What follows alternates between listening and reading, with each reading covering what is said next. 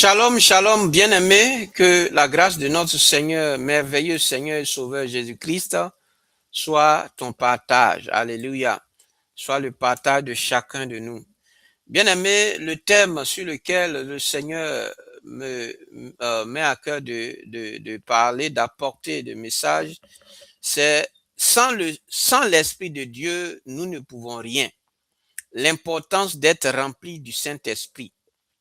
Sans l'Esprit de Dieu, nous ne pouvons rien. L'importance d'être rempli du Saint-Esprit.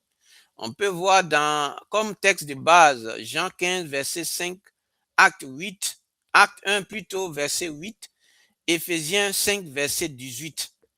Bien-aimé, je lis dans Jean 15, verset 5, je suis le cep, vous êtes les sarments. Celui qui demeure en moi et en qui je demeure porte beaucoup de fruits. Car sans moi, vous ne pouvez rien faire. Dans Éphésiens chapitre 5, verset 18, ne vous enivrez pas de vin, c'est de la débauche, mais soyez remplis de l'esprit. Bien-aimé, il faut comprendre que la vie chrétienne, bien-aimé, on ne peut pas vivre pour honorer Dieu sans son esprit. C'est très important.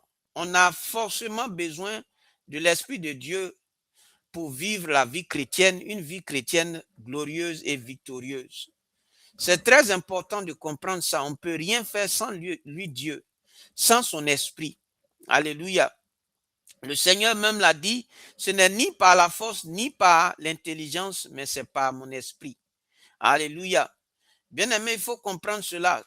Ce n'est pas par nos propres forces, ce n'est pas par nos propres efforts, mais c'est par son esprit. Alléluia. Bien-aimé, ce verset, je vais trouver ce passage. Donc, bien-aimé, dans Zacharie chapitre 4, je disais le verset c'est dans Zacharie chapitre 4, verset 6. Alléluia. Zacharie chapitre 4, verset 6. Alléluia. Et donc, il est dit, alors il reprit et me dit, c'est ici la parole que l'Éternel adresse à Zorobabel. Ce n'est ni par la puissance, ni par la force, mais c'est par mon esprit, dit l'Éternel des armées. Donc, bien-aimés, il n'y a rien que nous pouvons faire sans l'Esprit de Dieu. Nous avons, tout chrétien a besoin de l'Esprit de Dieu. Alléluia. Pour vivre une vie chrétienne glorieuse et victorieuse. Alléluia. Donc, bien-aimés, il y a une phrase de Jésus qui devrait changer radicalement notre façon de vivre la vie chrétienne. Il a dit, sans moi, vous ne pouvez rien faire. Donc, il a dit, ce n'est pas en quelque sorte peu de choses, mais c'est les... Excusez-moi, bien-aimé, ce n'est pas juste, je suis en train de voir mes notes. Donc, ce que le Seigneur veut dire, que c'est en tout. C'est-à-dire, ce n'est pas juste il y a une partie on peut faire et une autre partie, on ne peut pas faire. Il a dit que sans lui, on ne peut rien. Rien, pas du tout, rien. Alléluia. C'est ce que je veux dire. Alléluia. Donc, bien aimé, et pourtant, beaucoup de croyants vivent leur vie chrétienne, leur ministère, leur foyer, leur travail dans leur propre force, par leur propre force, et s'étonnent ensuite de l'absence de fruits, de puissance et de paix. Bien-aimés, ce matin, nous allons découvrir pourquoi être rempli du Saint-Esprit n'est pas une option pour le croyant, pour le chrétien, c'est une nécessité absolue.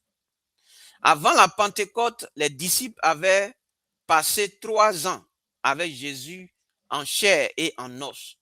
Ils avaient vu les miracles, ils avaient aussi entendu les enseignements. Ils avaient été formés personnellement par le Seigneur Jésus-Christ.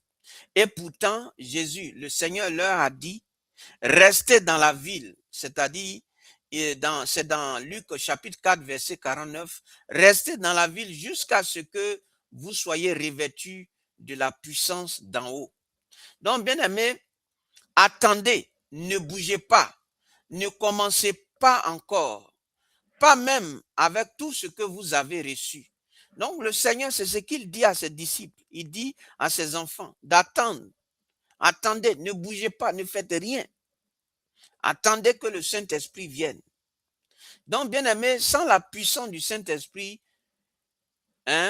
sans la puissance du Saint-Esprit, on ne peut pas accomplir la mission, c'est-à-dire ce que Dieu veut que nous puissions faire. Alléluia. Et nous-mêmes, nous ne pouvons pas lutter avec le péché si l'Esprit de Dieu ne nous donne pas la capacité de vaincre le péché. Parce que le Seigneur lui-même l'a dit dans Zacharie 4 que ce n'est ni par la force. Donc ce n'est pas par ta propre force. C'est par l'Esprit de Dieu que tu peux arriver à dire non au péché, à fuir le péché et à être ferme. Alléluia. Alléluia. Donc, si tu as longtemps essayé par tes propres forces et que tu as toujours échoué, c'est pour que Dieu te montre que ce n'est pas par tes propres forces que tu peux y arriver, mais c'est par lui, son esprit, que tu peux y arriver. Donc, il faut comprendre ça, que ce n'est pas par tes propres efforts, mais c'est par son esprit. C'est pourquoi il a dit aux disciples d'attendre, parce que ce n'est pas par leur propre force qu'ils peuvent arriver à accomplir la mission qu'il veut qu'ils accomplissent. Alléluia. Donc, bien aimé, nous devons comprendre cela. Excusez-moi, bien aimé, mes narines me grattaient là. Donc, bien aimé, la différence entre avant et après la Pentecôte n'était pas leur intelligence. Alléluia. C'est pas leur formation, pas leur don spirituel, leur don naturel. C'était le Saint-Esprit. Ce matin, bien aimé, nous allons voir qui est en réalité le Saint-Esprit. Le Saint-Esprit là, c'est qui? Pourquoi nous avons besoin d'être remplis et comment être remplis? Le premier point, bien aimé, qui est le Saint-Esprit? Qui est en réalité le Saint-Esprit? Le Saint-Esprit, il n'est pas une force, il est une personne. Donc, bien aimé, le Saint-Esprit n'est pas une énergie mystique, pas une sensation émotionnelle, pas simplement la présence de Dieu de façon vague. Il est la troisième personne de la Trinité. Donc, le Saint-Esprit, là, il est la troisième personne de la Trinité. Pleinement Dieu et égal au Père et au Fils. Donc, il a une intelligence. Dans 1 Corinthiens chapitre 2, verset 10, l'Esprit sonde tout, même les profondeurs de Dieu. Donc, bien aimé, il a aussi une volonté. L'Esprit de Dieu, le Saint-Esprit, a une volonté. Donc, un seul et même esprit opère dans toutes ces choses, les distribuant à chacun en particulier comme il le veut. Donc, c'est le Saint-Esprit qui baptise de feu, qui donne de le parler en langue, qui donne de porter des fruits. Donc, c'est le Saint-Esprit qui fait tout. Tout ce que nous devons faire là, c'est de nous rendre disponibles, de nous disposer, de nous laisser utiliser par le Saint-Esprit, de nous disposer pour que le Saint-Esprit puisse faire ce qu'il doit faire au travers de nous. Alléluia. Donc, bien aimé, le Saint-Esprit, il a des émotions. Il est dit dans Éphésiens chapitre 4, verset 30, n'attristez pas le Saint-Esprit de Dieu. Donc, on peut attrister une personne. Et comme le Saint-Esprit est une personne, on peut l'attrister. Donc, on n'attriste pas une force ou une énergie, on attriste une personne. Alléluia. Donc, le Saint-Esprit, il est notre consolateur. Il est notre guide et il est aussi la puissance, la toute puissance de Dieu. Dans Jean chapitre 14, verset 16, je prierai le Père et il vous donnera un autre consolateur afin qu'il demeure éternellement avec vous. Donc, le mot consolateur en grec, parakletos. Alléluia. En grec, le mot consolateur, c'est parakletos. Il signifie celui qu'on appelle à son côté, avocat, défenseur, aide. Excusez-moi, c'est Dieu lui-même venu habiter en toi ou en nous pour nous équiper, pour nous guider et pour nous fortifier de l'intérieur. Donc, c'est Dieu lui-même qui est venu en esprit. Bien-aimé, pourquoi? Parce que nous avons besoin d'agir par l'esprit. L'œuvre de Dieu, c'est une œuvre spirituelle. Le monde dans lequel nous sommes, c'est pas un monde charnel, c'est un monde spirituel. Donc, nous avons besoin du Saint-Esprit, de l'Esprit de Dieu. Alléluia. Donc, qui dit l'Esprit de Dieu, dit Dieu lui-même. Parce que c'est Dieu lui-même qui, par son esprit, vient habiter en nous. Alléluia. Donc, bien aimé, le deuxième grand point, pourquoi nous ne pouvons rien faire sans le Saint-Esprit?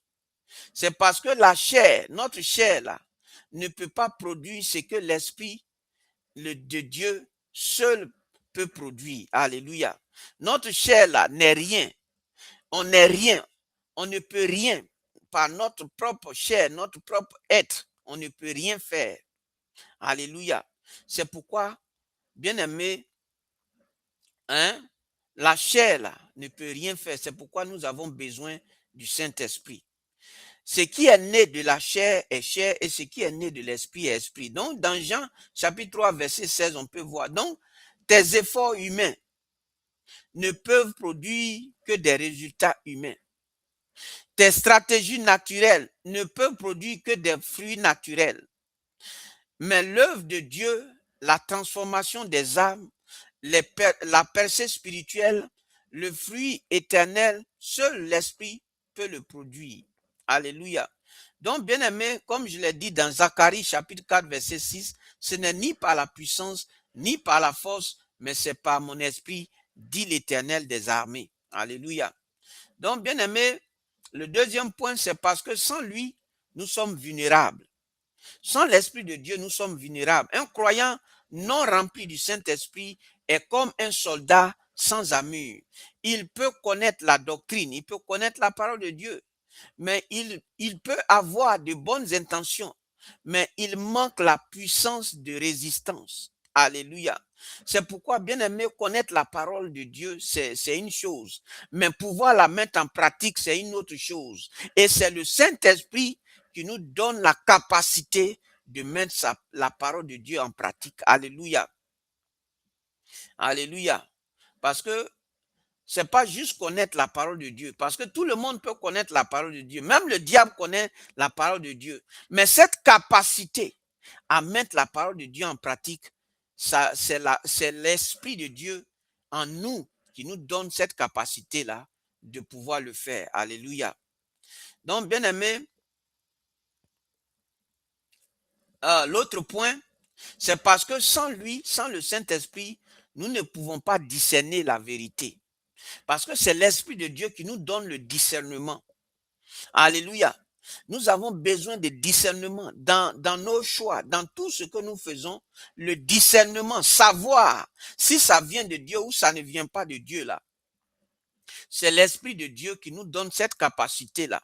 C'est pas une capacité charnelle ni naturelle, c'est une capacité surnaturelle et spirituelle. Et c'est le Saint-Esprit qui nous donne cette capacité-là. Alléluia. C'est-à-dire de discerner quand quelque chose n'est pas de Dieu là. Le Saint-Esprit va te dire, tu vas voir que quelque chose va te dire, c'est quelque chose qui est en train de te dire que c'est pas bon, que c'est pas ça là, que ça ne vient pas de Dieu là. C'est le Saint-Esprit qui fait ça. Alléluia. Alléluia. Donc, quand le Saint-Esprit t'amène et te dit, ne fais pas ce choix, ne fais pas ça, ne dis pas ça, ou fais ça, bien aimé, il faut écouter le Saint-Esprit. Et il faut obéir à ce que le Saint-Esprit te dit. Alléluia. L'Esprit de Dieu ne va jamais t'amener dans le péché. Au contraire, l'Esprit de Dieu va te dire que ce que tu fais n'est pas bon. pour que tu puisses te repentir devant le Seigneur, pour que tes péchés te soient pardonnés. Alléluia. Donc, quelqu'un qui n'a pas l'Esprit de Dieu peut vivre dans le péché et puis ça ne lui dit rien. Alléluia. Quelqu'un qui n'a pas l'Esprit de Dieu peut vivre dans le péché et ça ne lui dit absolument rien. Pour lui, c'est normal. C'est comme les gens du monde qui ne connaissent pas le Seigneur parce qu'ils n'ont pas l'Esprit de Dieu. Mais un enfant de Dieu qui a l'Esprit de Dieu, quand il voit le péché même, il fuit. Parce que l'Esprit de Dieu en lui dit que non, que c'est pas bon, que tu ne fais pas cela.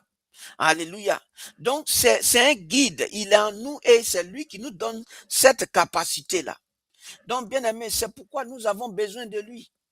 Nous avons terriblement, sérieusement besoin de l'esprit, de la plénitude, de la plénitude du Saint-Esprit, bien aimé, dans notre vie.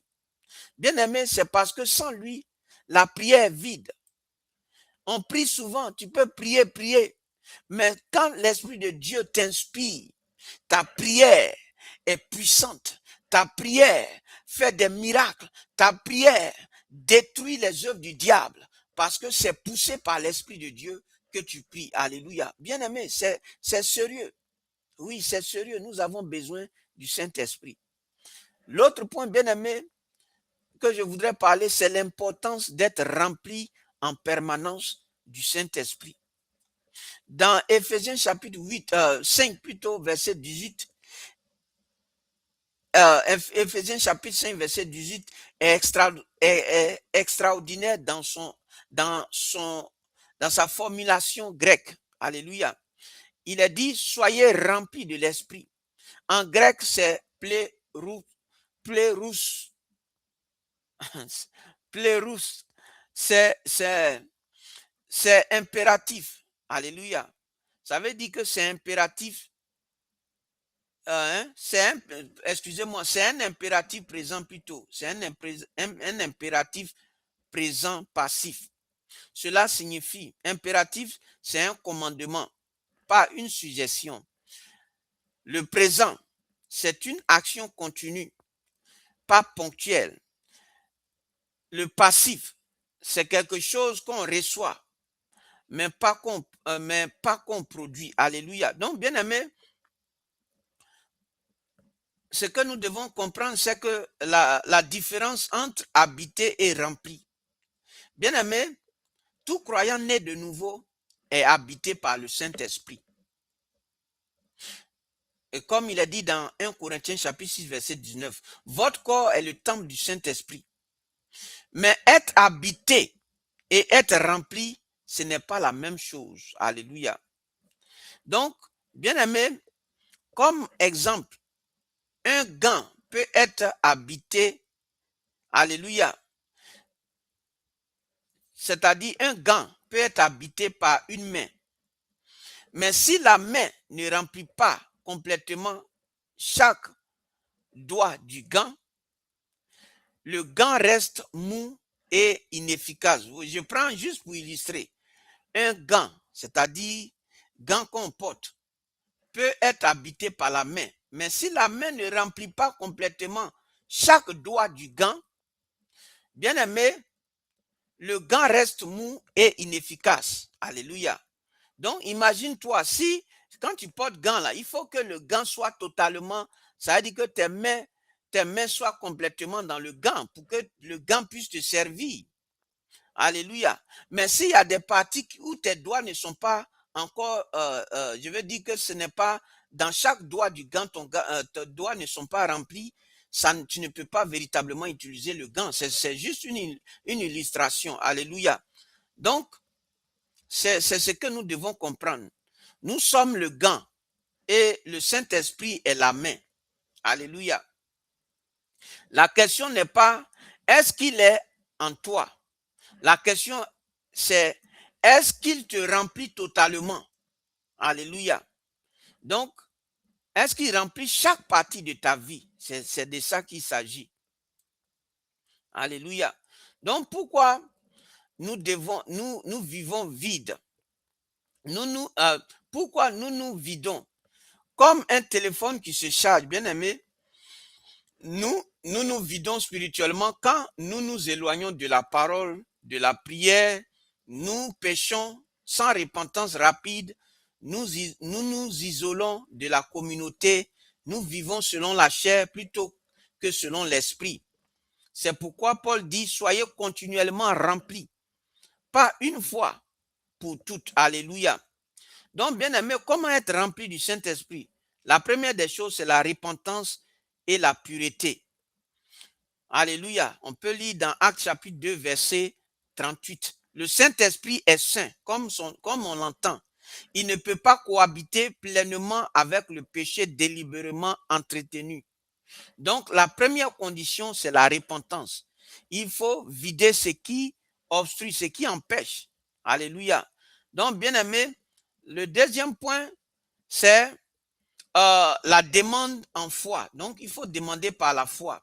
Dans Luc chapitre 11, verset 13, si vous qui êtes mauvais savez donner de bonnes choses à vos enfants, à combien plus forte raison le Père Céleste donnera-t-il le Saint-Esprit à ceux qui le lui demandent? Alléluia. Donc, bien aimé, le Seigneur a envoyé son esprit, c'est à toi de demander, Seigneur, baptise-moi de ton esprit, remplis-moi, je veux être rempli du Saint-Esprit. Alléluia. Quand tu dis, Seigneur, remplis-moi de ton esprit, le Seigneur va te remplir de son esprit. Alléluia. Donc, bien aimé, l'autre point, c'est la soumission totale à sa conduite. Donc, il faut te soumettre au Saint-Esprit.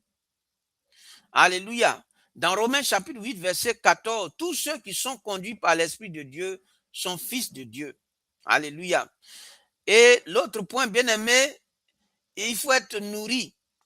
Il faut nourrir l'esprit plutôt par la parole de Dieu et par la prière. Donc, l'Esprit de Dieu se nourrit aussi par la parole de Dieu et par la prière. Alléluia. Et le dernier point, bien aimé, c'est de continuer à être rempli quotidiennement du Saint-Esprit. Alléluia. Donc, bien aimé, je m'arrête là pour dire que, bien aimé, c'est important que, en tant qu'enfant de Dieu, nous puissions être remplis. C'est ce qu'il faut retenir. Parce que sans l'Esprit de Dieu, bien aimé, il n'y a rien. Tu ne peux pas vivre une vie chrétienne glorieuse, une vie chrétienne qui plaise à Dieu, une vie chrétienne où tu as l'autorité sur le diable et sur les démons. Alléluia. Parce que toi, en tant que personne là, tu n'es rien devant le diable. Mais c'est le Saint-Esprit en toi parce que le Saint-Esprit en toi, c'est Dieu lui-même en toi. Et donc, c'est le Saint-Esprit en toi qui te donne l'autorité.